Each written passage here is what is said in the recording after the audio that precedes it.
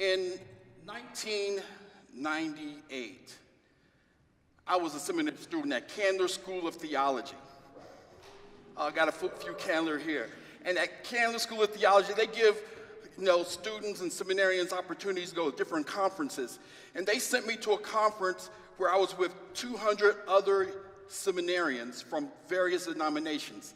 And in the midst of this conversation was, what does it look like to be a new church pastor rather than to be a pastor of an existing church? You have to understand, this was revolutionary to me. I can actually go to a place and find new people to worship differently. I can go to a place and be lonely by myself and hope that some people come to worship with me. And they were saying yes. Over 200 seminarians were saying there's a different way that we can do church. And the one thing I heard over and over again is, we don't want to plant a church like our mother's church. We want to plant a church that's inclusive, that is inviting, that is embracing. We want to plant a church that can actually talk to the places where I'm hurting. And I'm a young seminarian. I'm recently married, and I have a lot of regard for the hierarchy. But I told the hierarchy, you know what? I'm going to plant a church. And they sent me to all these classes. And then I got interviewed. Then I had to do assessments. And then I felt like I was being invited into the church planter Illuminati. You're in this special zone. And in the special zone, you're supposed to act a certain way. You're supposed to be bold. You're supposed to walk up to people, talk, and be welcoming of everybody. And since you're supposed to be that person, we're going to send you to the community that you know nothing about. And they sent this guy who is from the Midwest out to a small suburban community in Grayson, Georgia. I was like, oh my goodness, it will only happen if God does something fantastic. And so God did. God brought people. We had great worship, and we were beginning to meet, and we lost at least on our first place. Wow, what do you do? See, most people would say, move to a church, right? See, I was not that smart back then. I said, let's move to my house. In our basement, we turned it into a great worship place, and we would have a meal before worship, and then we would come together and worship. And the day that we had 65 adults and 25 children in our house, my wife said, you have a choice. You can continue to be the pastor, or you can be my husband. That was a day that I had to come to some recognition about who I am and say, I love this church, but I also love being married. So we came up with a plan. We started having dinner meetings, and that was kind of good. And then God spoke, and my wife got moved to a new job, and we handed off the church to someone else. Let's fast forward. Now I'm on the staff of Path One doing church planting, and I actually have found a place that is much different than where I started. Because you understand, when I started that church, I was lonely. I was by myself. I didn't have any training. I didn't have a coach. I didn't have support. But now we're in a new zone. There's an organization called Path One that actually says, we're going to support you in the midst of your church planting. We're going to help you find the community. We're going to find out who you can reach. And so the first thing I did when I got there is said, who has the portfolio how we choose church planters? And they said, you do, because you volunteered. So I have been in a process in which is now we're beginning to embrace. See, that journey that I went through was so that I could inform what's going on next. I'm at that age where my legacy is going to be through other people who do great things for the kingdom of God. And so I was at that place to be able to determine we're going to do something different. And as we began Path One looking at different studies, we came up with 6 different shifts that are going on in the church, especially in the world of church planting. One, there's a greater emphasis on empowering laity. Do you understand that if the United Methodist Church were to release laity to plant, we'd be the fastest growing church organization on the planet? and we have the men and women who are gifted and called to do it. So the question is, when will we release them? Second thing, greater focus on the planner rather than the community. They found the fastest growing community in Georgia and sent me to that community to figure it out. Now we're saying, as a person who is called, who are the people that you're gifted to reach? Who are the people that you naturally connect with? The third thing, church planning strategies are designed around planter strengths. Instead of trying to make you have a traditional church or a brewery church or church that you don't have any clue of how to do, what is the church you're gifted to? If you know science, you're going to go ahead and develop a science group and help people understand God through the sciences. Oh, some of y'all's like, science, really? Third thing, oh, it's already up there? Great. Team-based planting rather than solo pastor. We have had more churches succeed because there were teams rather than by themselves. Partnership funding. Conferences will not be able to fund you anymore. So the fundraising plans are part of the process.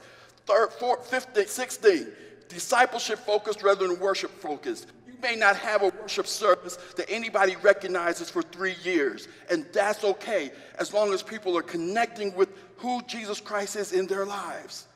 And finally, multi-ethnic churches will be the norm, not the exception. That is a whole new realm of thinking. And as we began thinking about this and looking at it, we began saying, do you know what this means? It means that instead of over 10 years planning 1,000 churches, in 4 years, we're going to actually plant 1,446 churches.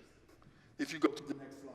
Instead of having 100,000 new disciples, we're going to move forward in having over 100,000 new disciples in 4 years, because we're deeply committed to planting one new faith community a day. The people you see in that picture are those of the pastor and staff and the strategic team who said, this is going back to our tradition where we started as a church. Let's return. So, why is it that we believe this can happen? Because it's already taking place. The Collective Church down in DeLand, Florida. Ben Collins meets Catter Corner to the First Church of DeLand. He's in a bar every week with about 150 folk. And that's not the exciting thing about the church. The exciting thing is that there are 21 and sometimes 25 missional communities led by lay people in the communities where they live. All of a sudden now, he said this one church, but it's 25 new faith communities that are reaching people. And the most exciting one is Women in Wine. They won't let me in for some reason. But each week they have 80 women who come to learn and to study and engage around the scriptures as they taste different new wines. Then we have Thomas Hargis, who's in Cincinnati at Jubilee United Methodist Church. He has partnered with the juvenile system. He has partnered with the justice system. And he finds first-time nonviolent offenders. He brings them to houses that are dilapidated, that the city of Cincinnati has given him. He helps to refurbish those houses. Every Friday, he meets with that group. He teaches the scriptures, has communion, and that's their church. He also has a network of community gardens, and they meet together, and they fellowship and study scripture. How does this go back into the community? And all the money that is generated goes back into the community to rebuild. Avondale has not seen rebuilding in the last 20 years, and he comes in, and that's his ministry. Why? Because he was gifted in construction and brought that to the church planting experience. Then we have Michelle Matthews. I love what Michelle is doing in Northern Virginia. Michelle has pub theology once a month. And she asked the question, where is God in the midst of our politics? In Washington, D.C., you all. That's her ministry, and it's effective. And she also has dinner churches, house churches, all over the city. And then she still has a worshiping community on Sunday. They may not all meet, but can you understand that she is in the midst of her giftedness, not doing what other people expect her to do? And finally, The one that's the hardest to see is John. John is a good friend of mine who was with Marriott Corporation for many years.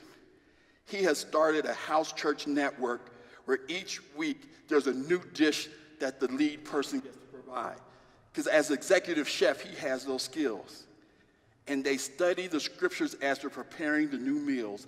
As the groups go out and shop together, wow. We don't have to think about starting a new church a day. It's already happening. Because the laity are being released to do the work that we believe God has called them to do. I think the thing that we have to understand is that everybody in this room is gifted. You all have gifts to do ministry. You have gifts to do new ministry. Maybe not the way that it was done in the past, but there is a way that can be done. Everybody in here has gifts. And the question is, are you going to use this? And so the big question I'm going to ask before I finish, because I think I have 6 minutes left, is, are you ready? Are you ready to be in partnership with all of us who are going to go forth and do great things? Because the reality is, I know it can be done not because of who you are, but because of the great God that we serve. See, read, kid. The eye has not seen, no ear heard, no mind imagined what God is going to do through those who love God. And the reality is, we all just have to get ready for what God's going to do through us. Pastors, release your men and women to go forth and do ministry. You don't have to tell them what to do. I believe God's Spirit can move through them. And if we're going to have communities that are transformed, if we're going to have communities that care about food deserts being turned into fruitful places where everybody has food, if we're going to have communities that deal with mass incarceration and deal with the racial issues that are dividing our country, if we're going to have those communities that fully embrace the sacred worth of every man and woman that God has placed on this planet, it's going to happen through new churches that you all start. I'm excited not because of what I'm going to do, because my place in this is to empower others. But I'm excited because the greatness of God is going to do this in such a way that I cannot even imagine. I am looking forward to what God births in you. See, some people are going to be invited in. They're going to say, we see gifts in you. We know what to do with you. And you're going to be sent out, and everybody around you is going to love that. Some of you have to go to your bishop, go to your DS. Can I get into this? Can I do something new? And some of them are going to say, yes, you're welcome, and some are going to say no. And some people in this room are going to have to shake the dust off your feet and go to where people are embracing what God has already embraced in you. We're here just to say that we're going to support you in this.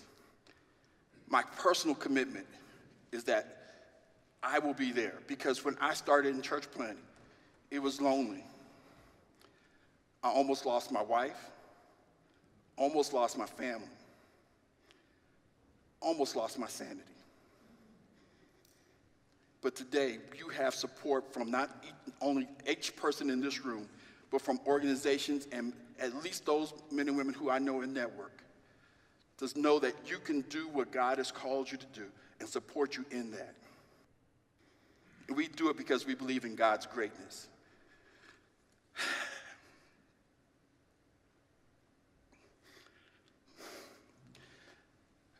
The first speaker talked about showing up fully present. And we're all hyphenated. I've lived that way since I started. But if I'm fully present, I don't have to be hyphenated to match what you want me to do. But I do have to be hyphenated so that I'm real what God has created me to do.